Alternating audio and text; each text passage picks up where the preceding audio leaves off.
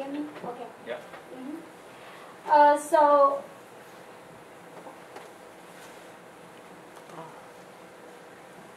So I'm from the Institute of High Energy Physics. So for young students from Taiwan, I think maybe you are not that familiar with what is going on in high energy physics community in mainland. So let me introduce a little bit about our institute.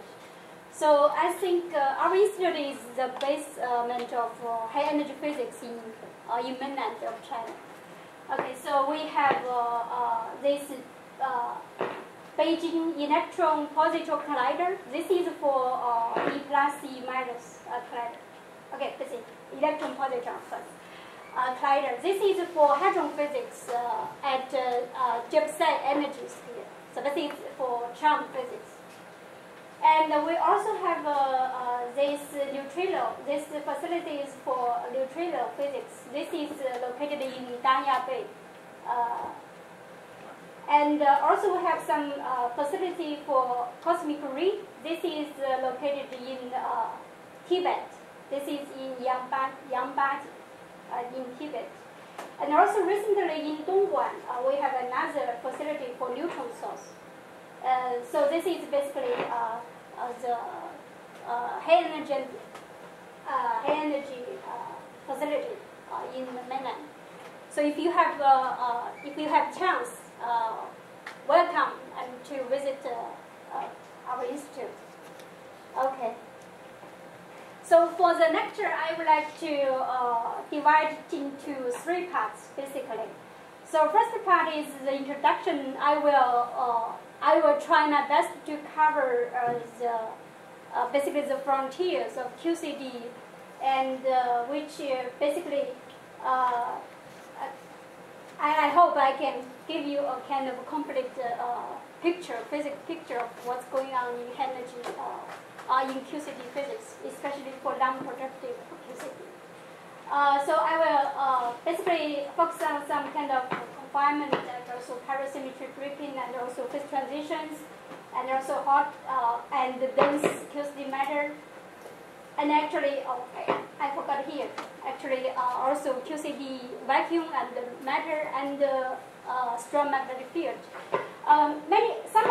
Some of these topics and with different aspects might be covered in Kenji's lecture. But I think maybe I will give you a different view of this point of view of on maybe the same physics problem.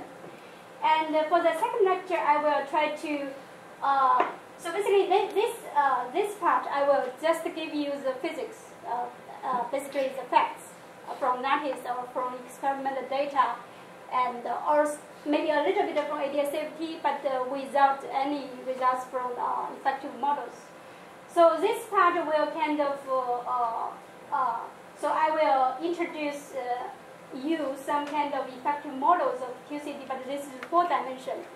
But why I say 4-dimension? Because this lecture will focus on 5-dimension effective QCD series. This is called a holographic QCD. This is a little different from what you heard this morning by Prem Kumar. He's giving you the top-down method. But here I will cover basically bottom-up methods. Okay, so now I start from the first lecture. Basically, is the introduction. So I already mentioned that I will cover this kind of physics. Okay, I think everybody here already knows QCD. So basically, QCD is now the fundamental theory of strong interaction. So this include quarks and gluons, and also quarks, of course, have different flavors and colors and spin structure, and gluons have color structure and also spin structure. So this is, I think, the fundamental theory of strong interaction. However, so we only know basically very, I would say, we understand a little about QCD. I would say like that. I think till now we only know this QCD at a very high energy. So this is because we have asymptotic freedom, and so you can use we can use perturbative QCD so to calculate. So this is actually very successful. I mean, perturbative QCD works quite successfully. So this is why these three gentlemen, they got Nobel Prize in 2004. However, I would say, and also basically the main topic of this school is about this non-perturbative QCD. This part I would say it's really tough. And even though we tried hard, I mean, from lattice, from QCD effective theory and the different theory, but still little is understood, I would say like that. So basically this related to this QCD at E flat because in this regime this coupling is very strong. So basically we, at the moment, we don't have a powerful method to handle the problem of strong coupling system. Of course, for QCD, especially at IR, basically there are two important features. So one is parasymmetry breaking, and another is confinement. And I think if you can find the answer, or if you can tackle these two problems, you can get $1 million. So yeah, okay.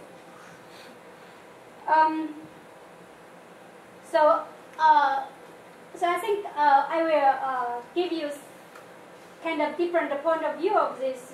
Well, basically, I mean, different maybe from Kenji, not different point of view, but different aspects of these two properties. So firstly, I think maybe also you know that for parasymmetry breaking, there is a kind of Lamborghini stone bosons. And this is due to the chiral condensate, and as chiral partners of the hadrons, they have different mass.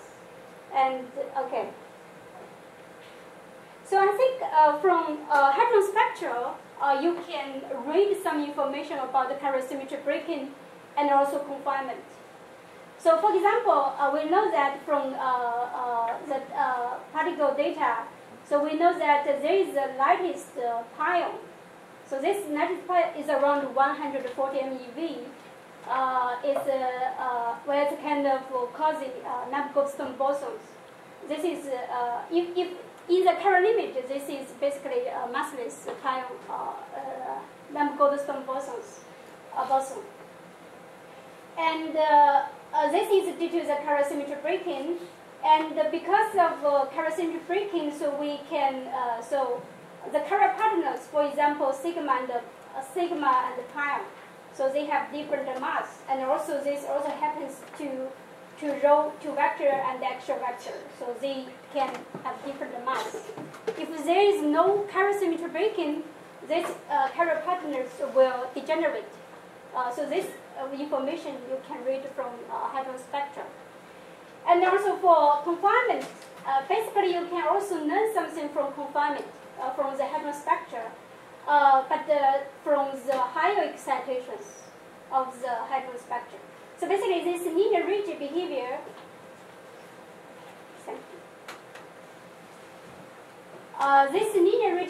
actually in early 1970s, actually, I mean, to explain the rigid spectra, actually this induces the birth of a string theory. I will maybe come to this point in the third lecture. Okay. So firstly, I think maybe, I mean, this is a kind of fundamental question, problem. So basically you can say, you can ask, what makes up the mass of the visible universe? So this is the composite of our universe. We have 68% dark energy and 27% dark matter, and Actually, the visible matter is only 5%. And but for this 5% visible matter, what makes up the mass of the visible matter? Actually, it's due to the strong interaction. So this is 99.9% of mass is due to the chiral symmetry breaking. So this is mass without mass is kind of the mechanism of chiral symmetry breaking due to the chiral symmetry breaking. Okay, I think this part Kenji also I think explained, and because this is actually sometimes because I'm not giving I'm not teaching I have no teaching duty, so I actually sometimes I don't know whether how much you know. So anyway, I try to give you kind of complete physics picture. So I think for QCD you have from the Lagrangian you can read that the Lagrangian has chiral symmetry. So basically you have for the massless fermions. So they have you can have left-handed fermions and a quark and a right-handed quark. And this Lagrangian is actually parasymmetric, and this rotation, and this is of course this is in the ideal case, of course. And when I say parasymmetry, it's always in the ideal case. In the realistic case, actually, this is explicitly breaking, but this is different from the spontaneous breaking. Okay.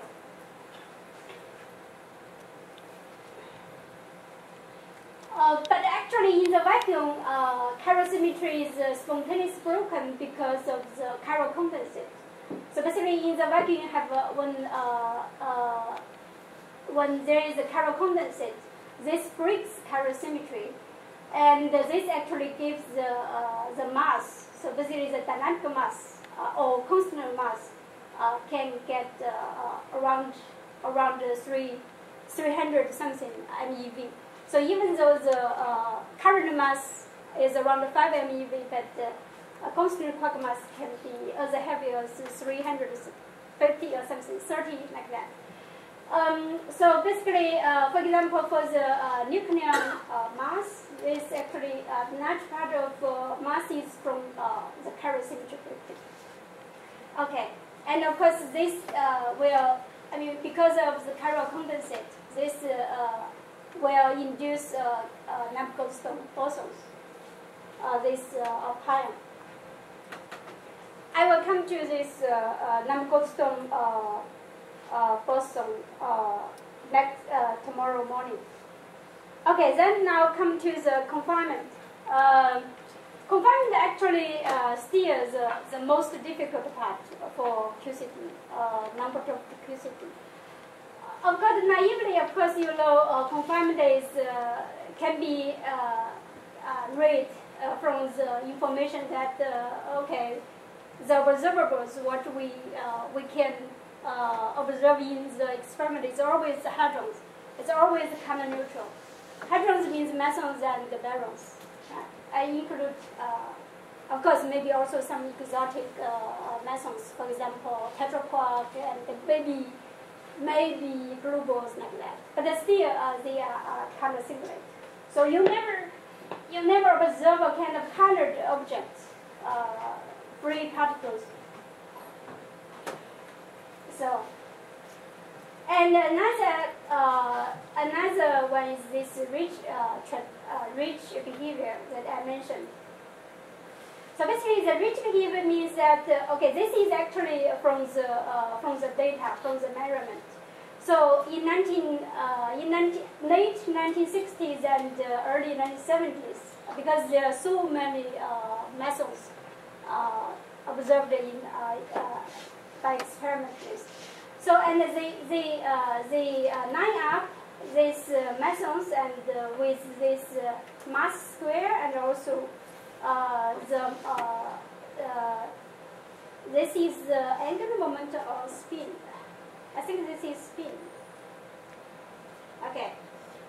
So this is a radial direction and this is spin direction. If I, yeah, maybe I'm wrong. Okay. So, but then one has to understand why there is rigid behavior for the hadron spectrum. So actually, this cooks up this string-like picture. So this spinning stick model, of course, this is quite naive, of course. But this can give you this rich trajectories. Basically, the mass square can proportional to the this is angular momentum of spin. Okay. I'm a little confused. Yeah, but you can check out. Okay, so but how this string-like picture that comes out from QCD. So somebody also cooks up this flux tube model. So this kind of flux tubes made of glue, so can basically stick. So basically bend this quark antiquark, and this gives this linear potential. So basically, when you separate this to quark and antiquark, so the potential so behaves like this linear behavior. So this gives you the rich trajectories. Okay, this is actually still very naive, of course. And for the real QCD, of course, there is, for different flavors, they have different quark mass. So actually, the string is not permanently, you cannot, so basically this string is, it's not permanent confinement. So basically you can separate. So basically this string can break by excited quark antiquark states. And this is actually kind of flavor-dependent slope for the rigid trajectory, and this is also read from the data. So, for example, for UD quark or for large quark, so this slope is around 1 GeV squared. But for charm quark, this is around 3 GeV squared. But for bottom, so this is around 4. So you can read. So this basically is a fact. What I tell you now is basically a fact. Okay. Okay, this comes to, of course, what is confinement is still not really, I would say, even not really,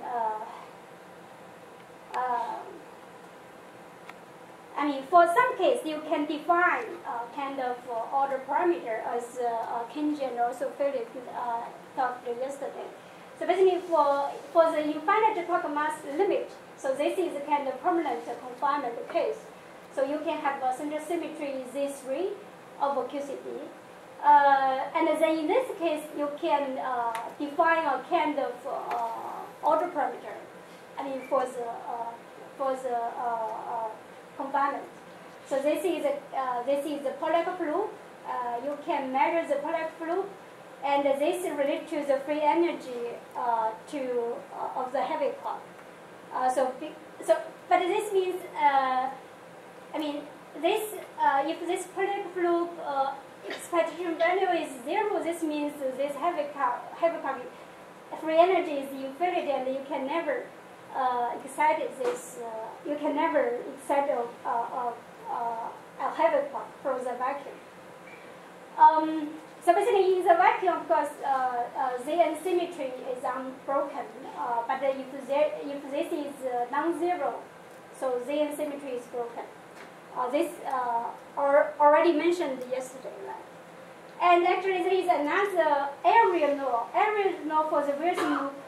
This is actually equivalent to this linear potential, and maybe some more. Okay, but this is, as I said, that this is good. This is a kind of good definition, but only for infinite quark mass. So basically, it's not realistic. So for example, you never know how to define a confinement for a quark, especially for a light quark, UD quark. So what's the confinement?